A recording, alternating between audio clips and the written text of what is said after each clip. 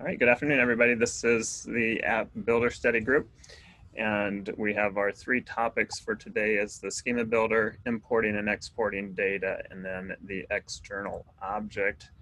And our first presenter, I'll go ahead and let you take over. So I'll stop sharing and you'll be able to take over. Thanks. All right, sounds good. So let's see. Host disabled Oh, participant. sorry. My bad.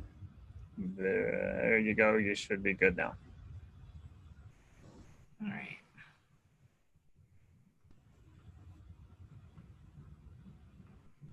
So today I'm going to be talking about schema. It was a pretty simple topic, not too many slides.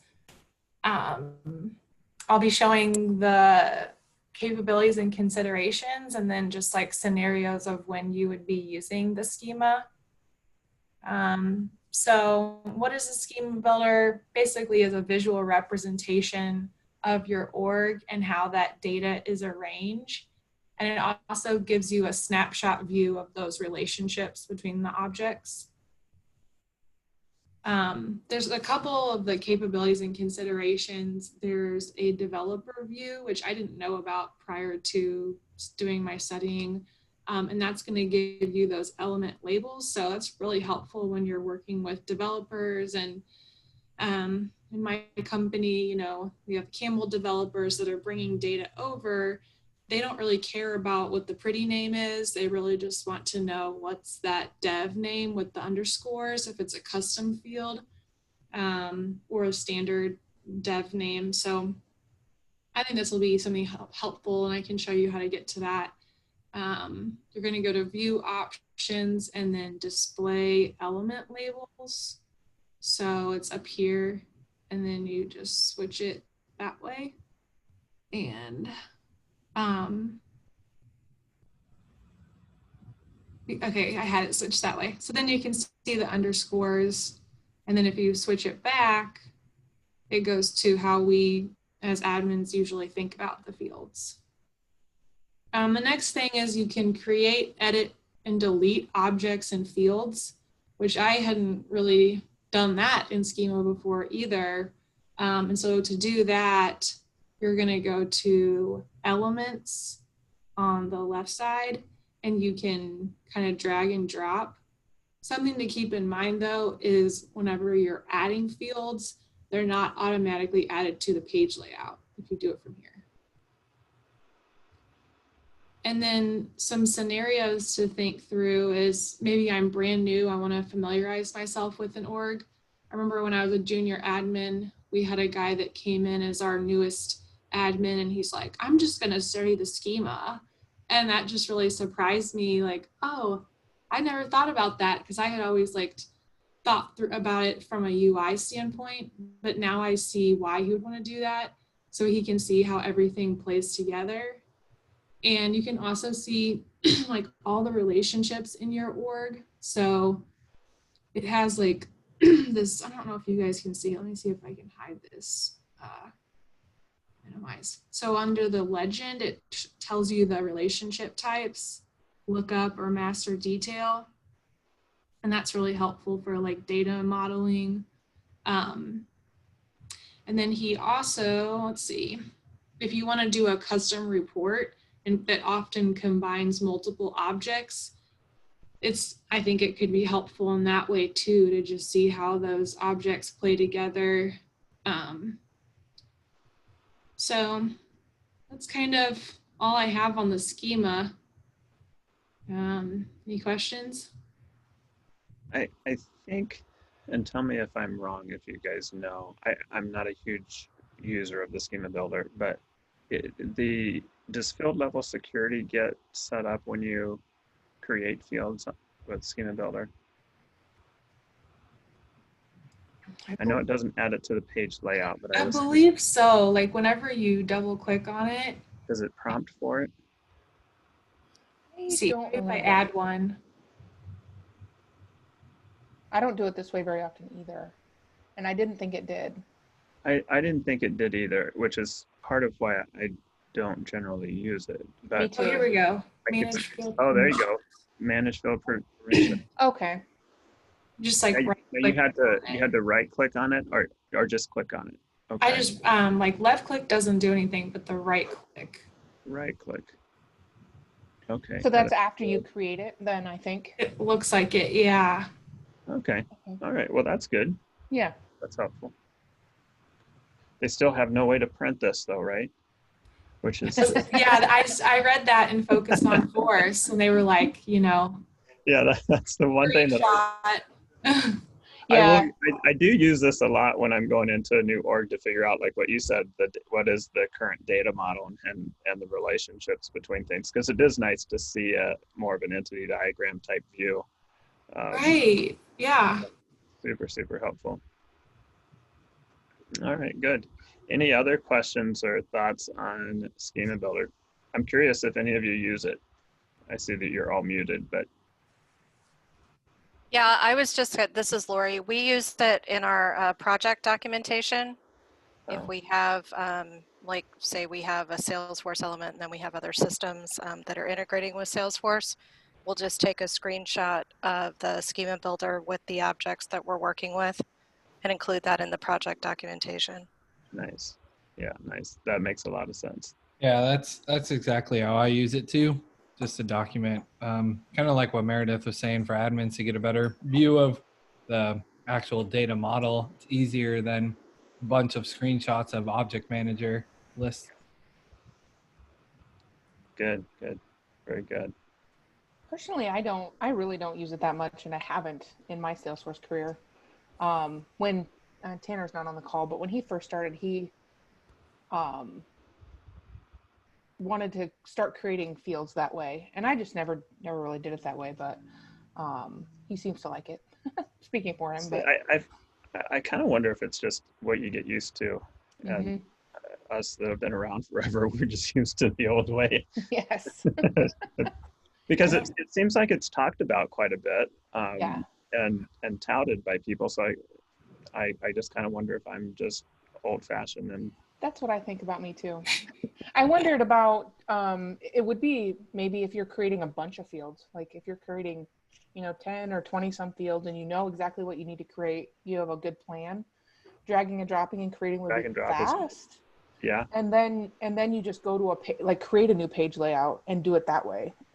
Sure. I could see both ways, but just one field, I probably wouldn't come out here to create a field, Yeah. Nice. Very nice.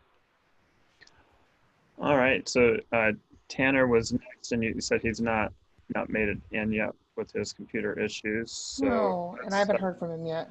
Is it, and I'm going to probably mispronounce your name. Is it Karthik? Are you? Yes, I'm muted. Yes, this is Karthik. Oh, okay. I had you up for the next topic. Were you ready to present today? It was the external objects. No, I'm not. But I will be. So then our next session will be on Thursday, right? Next Thursday, right? Next, we're actually thinking about changing that too. So we're going to talk about switching and seeing if everybody wants to switch, because that is Trailhead DX Day. And most of us will be participating. I was going to just step out to do this call, but if everybody is in agreement to switching this one again next week to Wednesday, then we'll just reschedule. We'll do Wednesday again next week. So let's talk then, since Tanner's not here, we're going to just kind of wing the external object conversation. So this is what we do when we have when we're not ready to do a presentation. So we all get to participate and talk about external objects. So what has anybody used external objects? Let me start with the question. And feel free to unmute because this will be a group chat as we kind of go through this. So, all right, so nobody's used external objects at all? Anybody want to take a stab at what you understand about an external object? So I've been looking to use external objects in my org. Okay. And my understanding is it's really good for, like, say you have an ERP like SAP, and you want to take information from SAP and you want to display it in your Salesforce org, Yep. but it's read only, so it doesn't actually contribute to any of your data limits. So it's just kind of a visual, a read-only view into an external system to Salesforce, is I Okay. guess how I'd summarize. Yeah. Have you attempted to create an external object yet in Salesforce and seen how that works? A little, yeah, I did. And is your experience that it's very similar to like creating any other custom object? Yes, with limitations. Yes. Yeah, and that's exactly right. What do you remember as some of those limitations? And I'm picking on you, sorry. No, that's okay. I spoke up. So, well, I know from last week we talked about some of the field limitations. Mm-hmm. So let me see what I can find here quick too. And correct me if I'm wrong. Yeah. In order to use the external objects, I think we need to have Salesforce Connect. The Salesforce Connect is the bridge for SAP or third party, ERP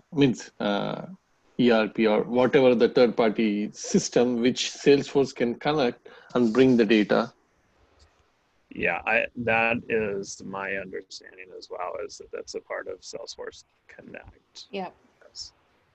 Yep. And yeah, I'm just kind of scanning through some of the material online here about it, and yeah, it is Salesforce Connect. And I will spend time over this weekend to go over it. But I know this topic is not too complicated, but Yeah. I will be prepared for next Wednesday. Oh, no worries, no worries. It all happens, so it absolutely fine. I think And we may have to do that with Tanner too if he's not able to get online. So I'm not too concerned. I think with external objects, I think what's really important to know is that data is not actually stored in your org. So Right. like Lori was saying, it's an external view. So the data doesn't live. You don't have records taking up space in your Salesforce org. But you can see the data. So that Salesforce Connect allows a window per se into another system to see it. And then the other thing I think is really important would be the relationship pieces. So you need to relate those external objects to your objects, your contacts, your whatever, in your accounts, in order to see the relationships and get those related lists set up so you can actually see the external object records. So I think from what I've read, and I did the Trailhead module on it, which is pretty in depth, I think, because it actually has you go in and create the external objects and stuff like that, which is kind of cool.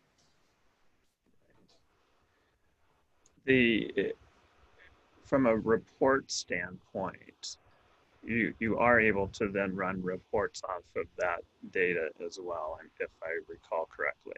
Does that sound right? I think so. It might have some limitations with maybe, I don't know, custom report types or something.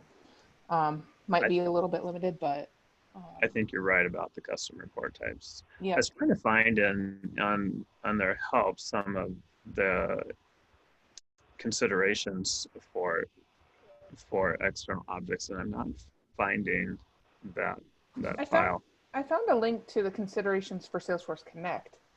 Oh, you did? Okay. I did. I'll throw it in the chat once it loads. What do we see off of that might be of use? It's still loading. It's thinking about it. Oh, Tanner. That's Tanner. Good. It's able to get in. Okay. Hey guys, just giving you a heads up that I have a 12:30 office meeting, so I will disconnect just before that.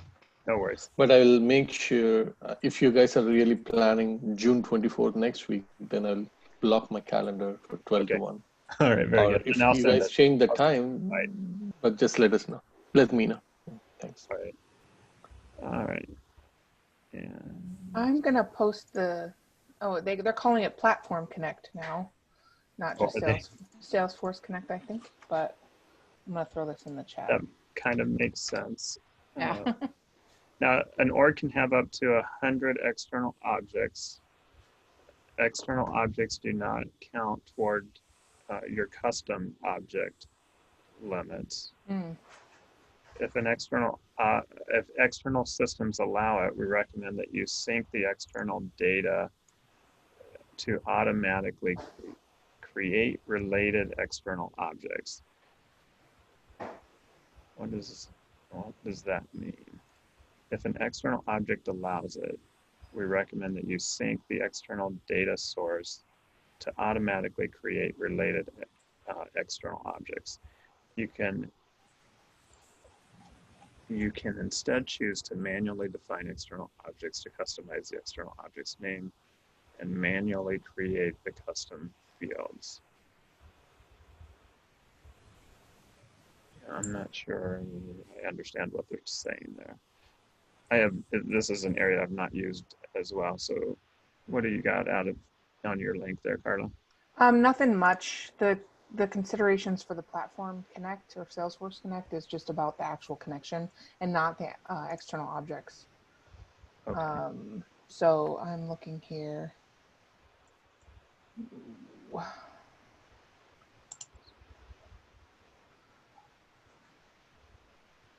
One other thing here I wanted to look at. External lookups and indirect lookups compare a specific field values on the parent object to the relationship fields values on the child object. When values match, the records are related to each other. Yeah. Okay. So this link I just found just talks more in depth about the lookups and how to and how they work. Because you have an external lookup relationship and an indirect lookup relationship. Yes, I remember some of that. What was the difference again? Can you? Yeah, so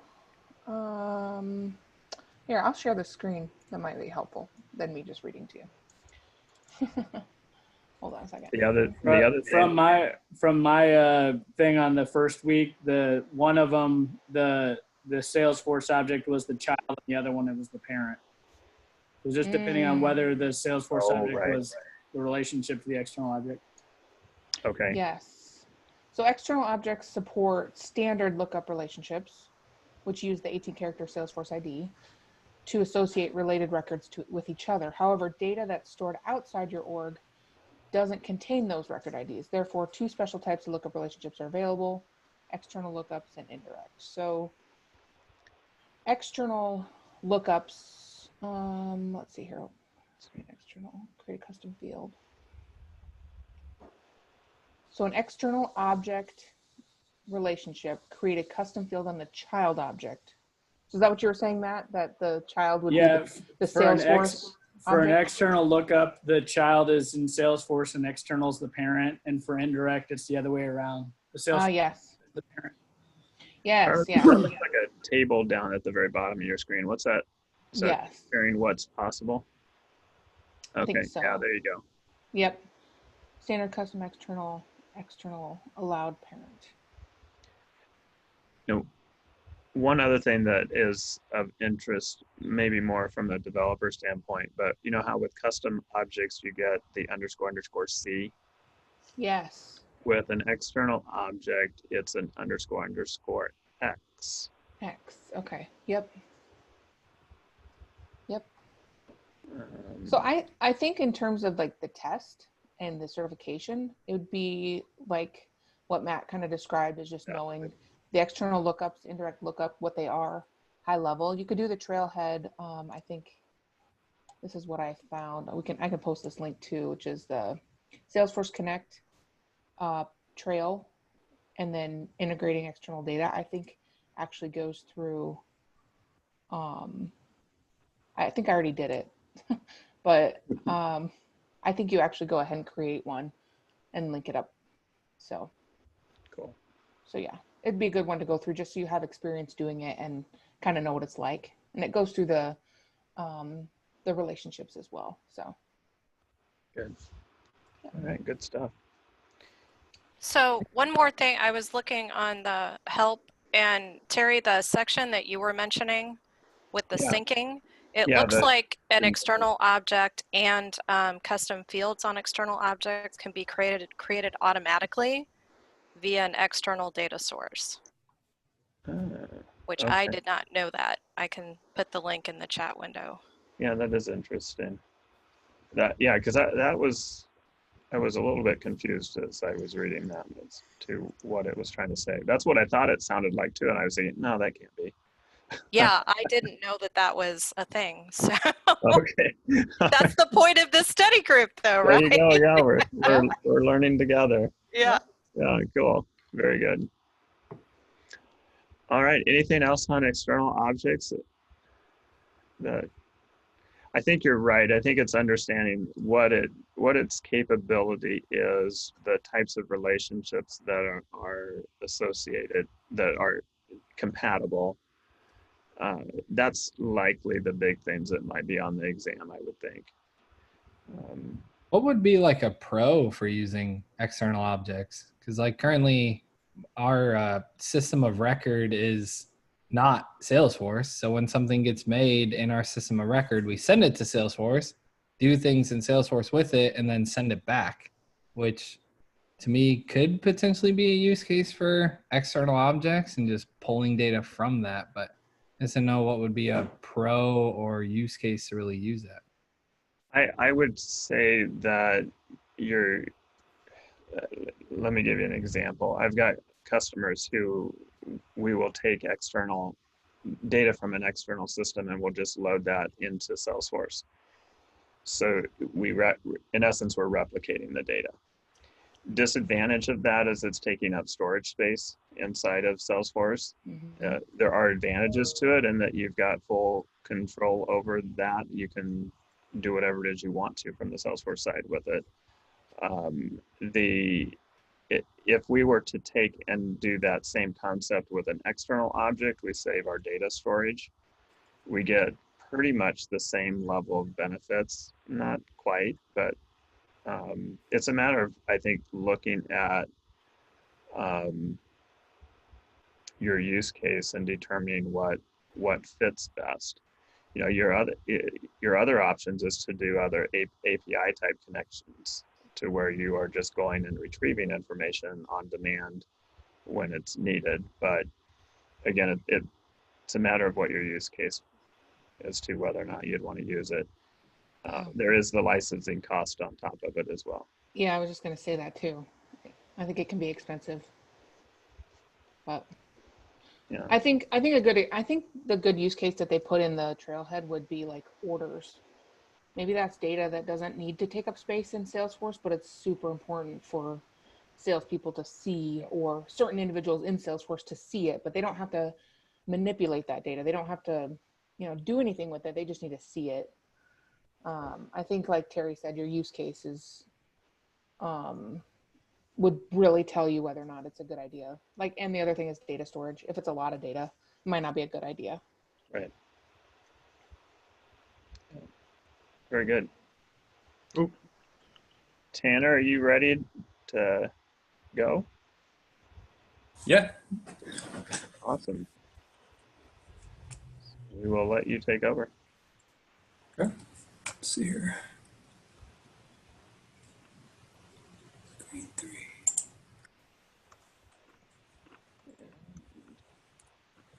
Everyone see my PowerPoint? Doesn't look like you're sharing. Not quite yet.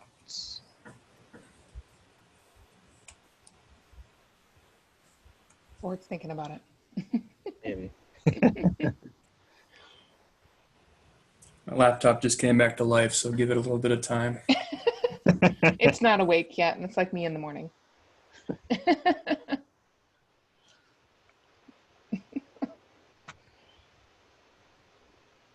Still nothing? No. Yeah. No, we just had your camera. Tanner's had the worst luck in the laptop department. There we go. It comes. That work? It's, there you go. Yes, we got you. Okay. Well, that was just user error then. Okay. So my topic was importing and exporting data, and describe the options and considerations when importing and exporting data. As far as importing data, you really have two main options with the data import wizard and then data loader. There's other options on the App Exchange, but I think I'm going to focus on those two for this presentation here.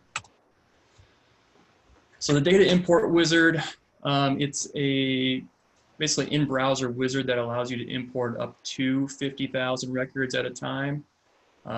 So it's right there in Salesforce. You don't have to install anything. So you just go to Setup, enter Data Import Wizard in the Quick Find box, and click the Launch Wizard button. Then you will select the object that you're looking to import data on, and whether you want to add new records, update existing records, or add an update or upsert. You indicate how you want Salesforce to match your records, and indicate whether you want existing workflow rules and processes to trigger, which is kind of a nice benefit with the data import wizard, that you can decide that right here rather than go and manually turn them off like you do with data loader. And then you choose your CSV file and pick and choose what fields you wish to map over. So can I interrupt you just a second? There's some critical pieces on this that I would almost be shocked if they are not on the exam. One is that 50,000 limit. You absolutely are going to, I shouldn't say absolutely, because I don't know the questions on the exam. From my experience, I will speak from that. You will have to know that number. The other piece that I think is really important here is know which objects you can import to. So all your custom objects you can import with, and then it's your accounts, contacts, your leads. Is it solutions and campaign members? Is that the extent of the standard objects? Yeah, so the big one missing is the opportunities. Yeah, so object. If you get a question related to quantity of records or importing something into a standard object that's not in that list, then data import wizard's not going to be your answer. So I would just make sure you know some of those key features of this tool. And I'll turn it back to you, Dave. Yep, and then the other main option is data loader. So data loader is a client application for the bulk import or export of data. To get data loader, you need to search data loader and setup and follow the install instructions. I will say, if you've never installed data loader, it's not the easiest thing to do. It's a little cumbersome in my opinion, but it's a very powerful tool, and it's worth it. You'll get there. So with data loader, you can insert, update, but also delete and export records. So with data loader, if you need to load more than 50,000, that's when you need to go to data loader. It can load up to 5 million records at a time. You need to load into an object that is not supported by the import wizards, like Terry was mentioning. Opportunities object is not supported by the data import wizard. That's a big one. If you want to schedule regular data loads, you can do that with data loader.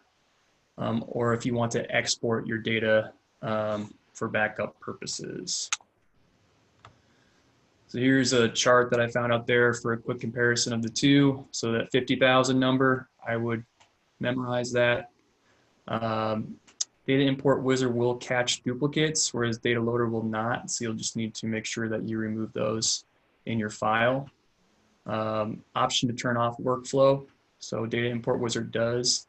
Data loader, you have to keep that in mind when you're doing your loads to turn off those workflows, right, Carla? Yes.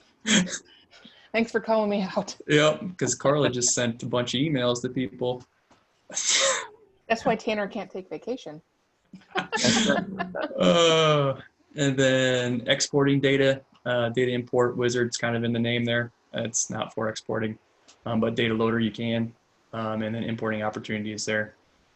Just a few caveats to keep in mind too with data loader. It only recognizes one field for street addresses. So if you have a street address line 1 and 2 or 3, you'll need to input that, concatenate that into one column on your file.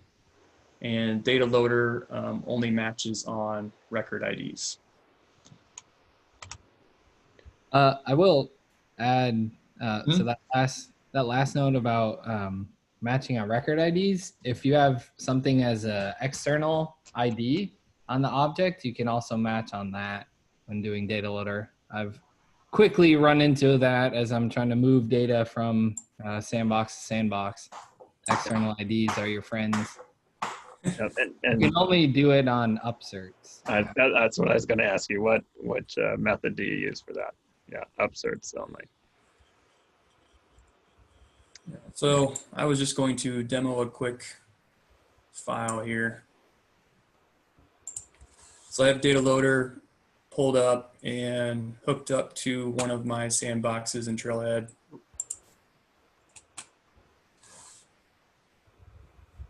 Has anyone not used data loader?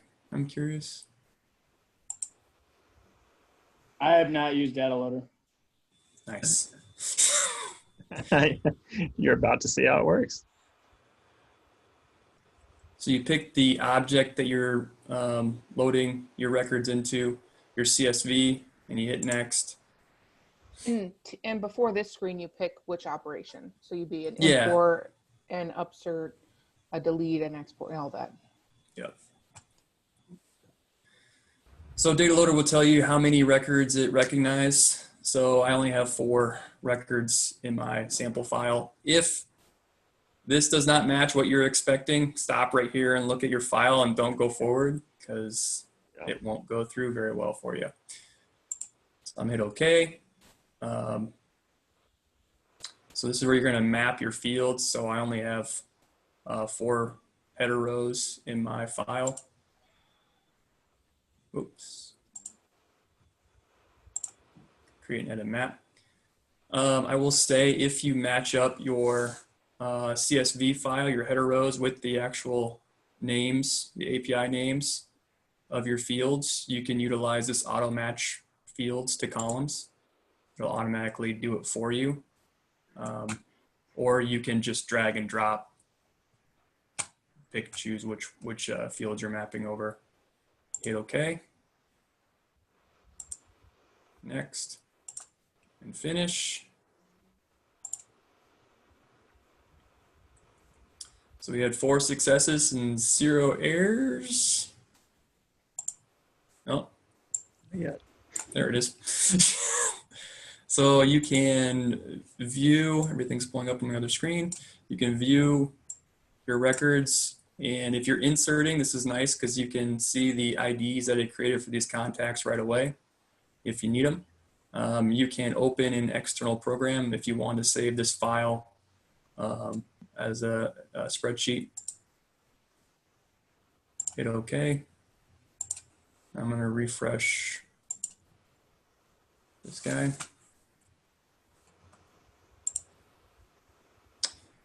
And here's the file that I imported. You can see it's not the cleanest because I wanted to show what would happen here. So Mickey test did not have an owner ID in there. So when you do that with data loader, it will automatically put the person who's doing the load as the owner here. So you can see T Ghoul, that's me.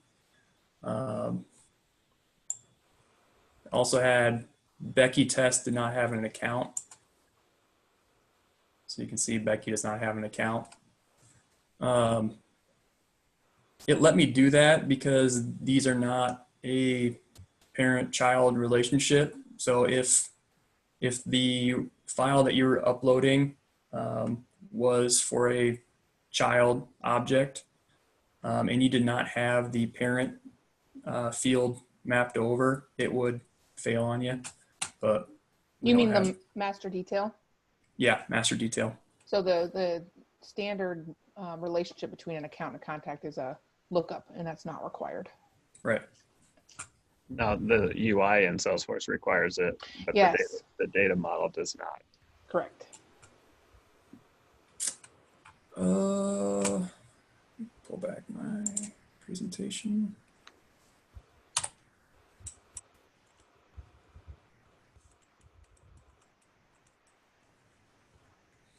Things to keep in mind, we kind of already hit on this, but order of operations when a record is created. So this is a mnemonic. How do you say that word?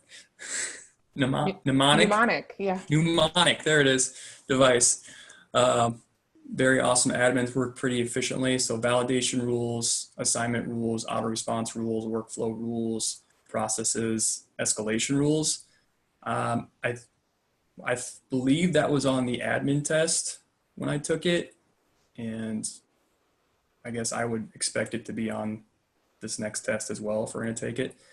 So we kind of look through a workflow rule example. So we had a email. Let's say you have an email triggered to go out to a contact or to a owner when a contact is created. So if you create 500 new contacts, you're going to get 500 emails blasted out all at once.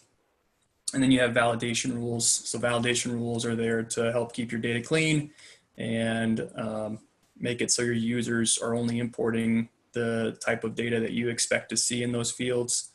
So an example, if you have a validation rule where the state must be abbreviated in order to save a contact and your file has the states spelled out, those records are going to fail on your load. Also, if a required field is not present in your file, your import will fail for those as well.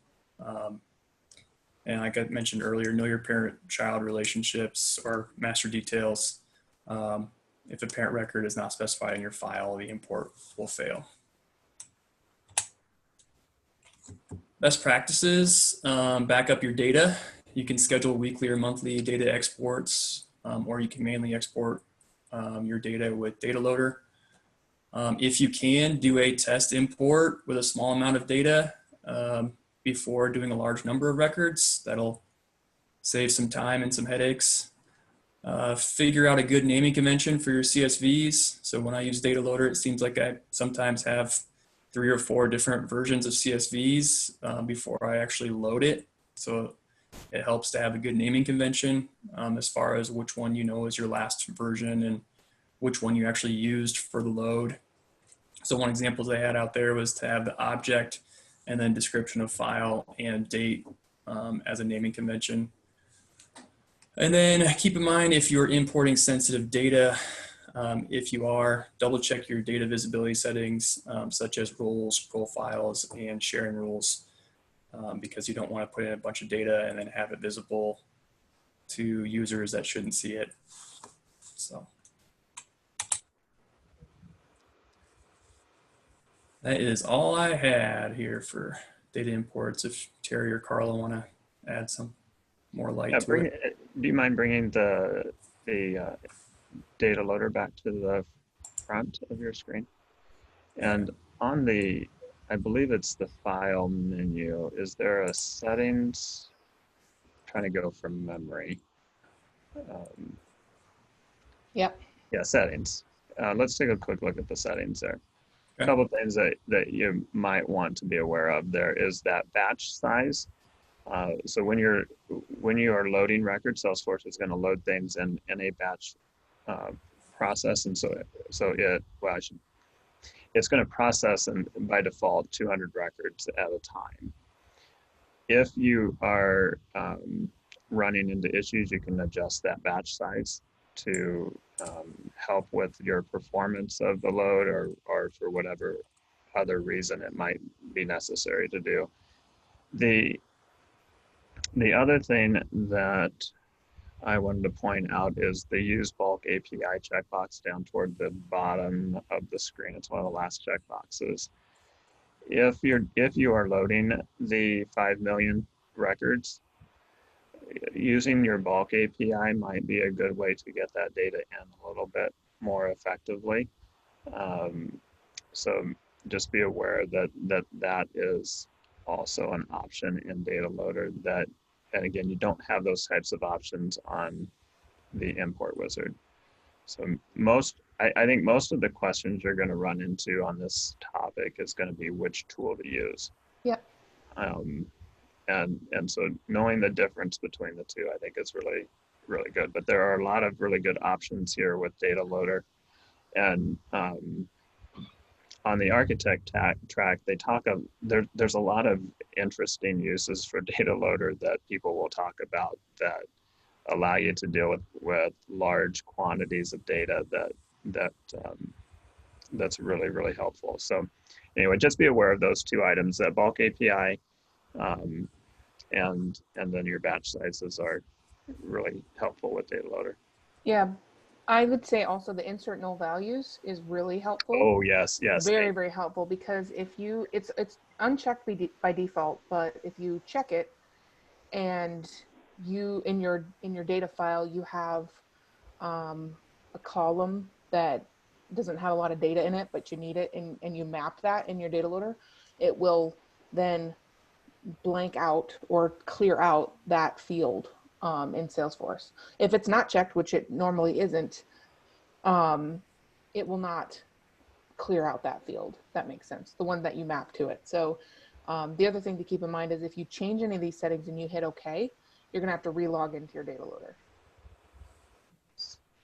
So if you change a setting, you hit OK, and you go back to like insert, it'll say, oh, you need to log in again. Good to know. I had a quick question for Tanner or Terry or Carla. So with the import wizard, you can decide whether or not it triggers workflows during the startup. And you said with data loader, you can't specify it while you're loading it, but you can do it in the setup. Does it default to trigger the workflow, or does it default to not triggering workflows? Trigger. Yeah, it'll trigger it. Yep. Workflows and validation roles, all of those things are going to fire when you do Data Loader. Yep. Okay. Good question. Yep. Any other questions around this topic? It's probably an important one to know.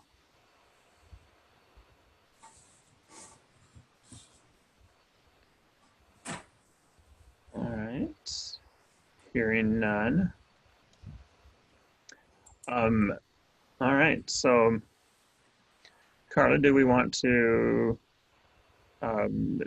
do what we had kind of shared on email? I'm gonna go ahead and stop our recording for now and hang on with us.